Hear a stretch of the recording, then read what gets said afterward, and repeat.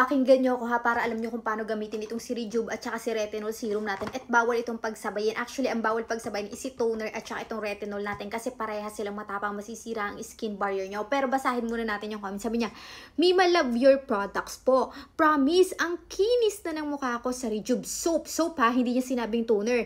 At serum and the retinol is so amazing. Pang 6 days ko pa lang, nagbabalat na ako. Kahit mukhang humba ako nung first 4 days, sulit. Ang tinutukoy niyang ating Miss Chung Retinol Serum kasi medyo matapang ito. Kaya kapag ang problema nyo ay dark spot, eto Mima Bells ko. Ang problem, may downtime ito. May peeling, may humba, at saka may purging din to. Normally nga kapag nilagay nyo to sa katawan, minsan nagpa-purging pa kayo. Ang best way, stop muna and then gamit ulit pagka okay na kayo hanggang sa makilala na siya ng skin nyo or mag-adapt na yung yung skin nyo dito sa retinol serum kasi medyo matapang si retinol serum. So, ang tinutukoy naman niya is yung soap galing dito sa Miss Chung Demure Rejuvenating Set. Ito naman si Demure, ang advantage naman nito sa pimples, Mima. Magaling siya sa pimples, hirap na kayong tubuan ng pimples, pero medyo slow naman siya sa pimple marks since wala siyang peeling, wala siyang downtime. Ito naman is walang pamumula. Kaso, magwe-waiting nga lang kayo. May waiting time.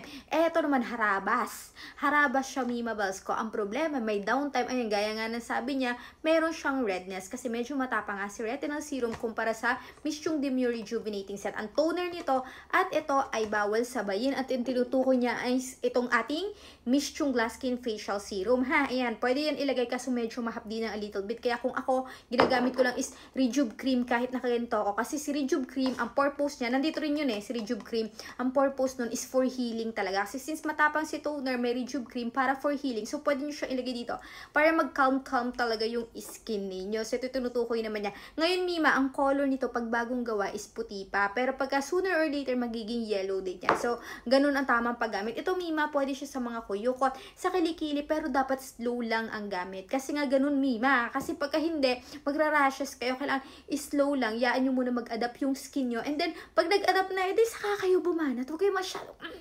Ayan, thank you so much, Mima. Maganda na daw skin niya and soft kinis.